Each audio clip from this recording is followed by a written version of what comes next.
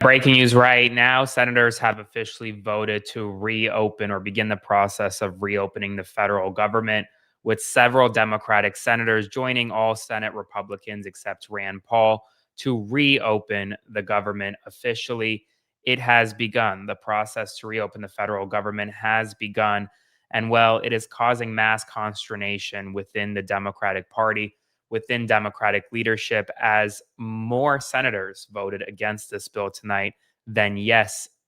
And it shows that the majority of Democrats in the Senate and the overwhelming majority of Democrats in the House of Representatives do not support this bill. And yet it did pass tonight after weeks of negotiations led by Senator Jeanne Shaheen, Senator Maggie Hassan, and Senator Angus King alongside their Senate Republican colleagues. Let me run through what's in this bill. Let me talk to you first about some of the ones that they voted for. Tim Kaine from Virginia, Fetterman from Pennsylvania, Hassan, Shaheen, Dick Durbin, Angus King. Those are some of the senators who voted for the legislation this evening. But a number of Democrats voted against the bill. And let me tell you what's actually in the bill right now. So this bill, now that it has passed, it's going to head to the House of Representatives. But the legislation includes a continuing resolution that lasts until January 30th. It fully funds SNAP through fiscal year 2026.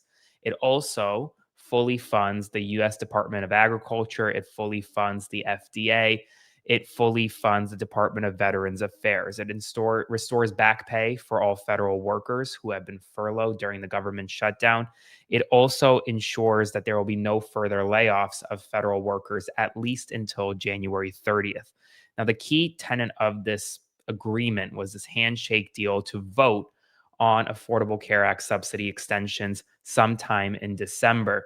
Now, here's the issue with that. The House of Representatives has not committed to doing the same. Now, before tonight's vote, which passed the resolution, two major Democratic senators came up and spoke out against the bill, including Senate Minority Leader Chuck Schumer, the ranking Democrat in this United States Senate.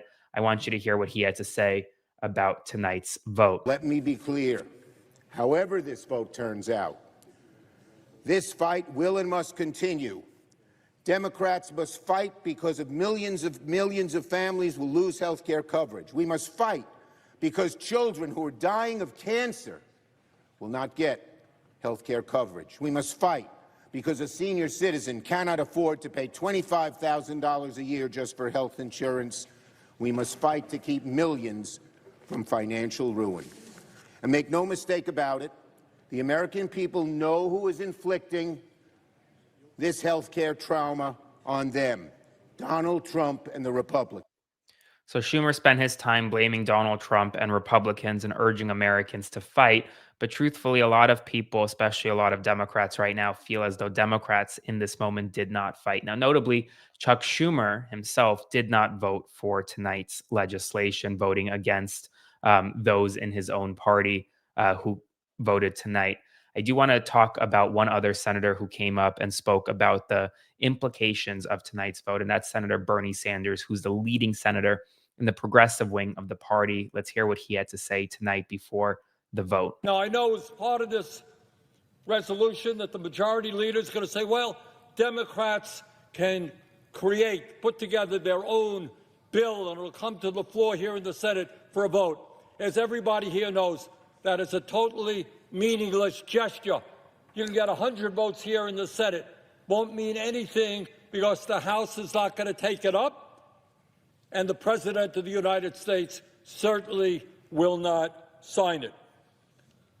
So, Mr. President, I hope that anybody here who is thinking of voting for this reconsiders, goes back home and talks to their constituents and asks them what it will mean if their health care premiums are doubled or tripled. Thank you, Mr. President. I think that's a significant statement because he makes an important point that the House of Representatives has not committed to voting on this Affordable Care Act subsidies extension. Let's say even if the Senate votes on it in December, which they have a handshake agreement, but anything can happen, right? Let's say they vote on it in December and it passes, which is also unclear because they need 60 votes to pass these Affordable Care Act subsidies. And that means Republicans would have to join Democrats to do that, right? Okay, so let's assume that happens. Then it heads to the House of Representatives. And right now, there's no indication that House of Representatives that Mike Johnson will even consider voting for this bill or even consider bringing it up for a vote. Look at what he said just 3 days ago when asked whether he would take up a vote of the Affordable Care Act subsidies. Offered them a vote. You know what they told them in response? No, we need you to guarantee the outcome of that vote. Well, that's ridiculous. That can't be done.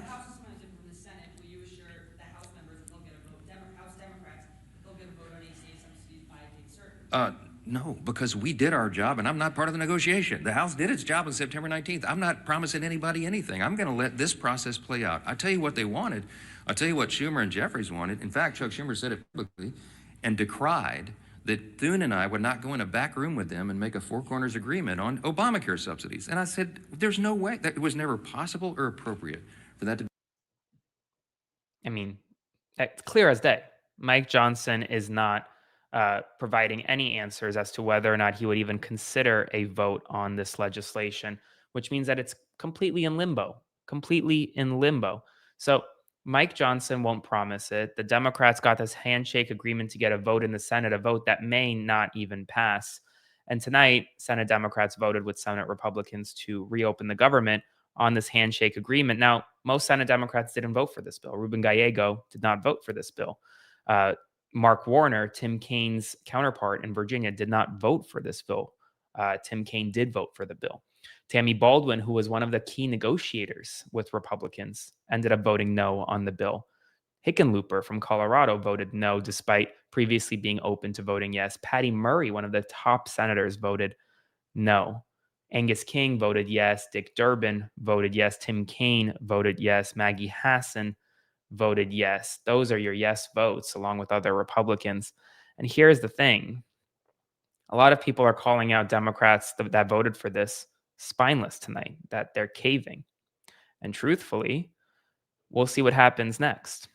Because ultimately, it'll be the voters that decide.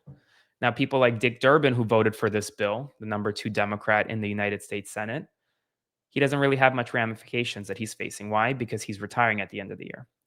But Catherine Cortez Masto, who voted yes in Nevada, she wants to run for re-election at some point. Now, she was recently reelected. Will this vote come to haunt her at some point when she tries to run for re-election? I don't know. We're at a point in time where this vote will define the future, for politics in America. And I just want you to know that I will continue to provide you updates through it all, every step of the way. But we are one step closer to reopening the federal government. There will be votes throughout the week on these various pieces of legislation. And so we'll see what happens next. We will see what happens next. Stay tuned for more. Like, comment, share, and subscribe to support my work. Stay tuned.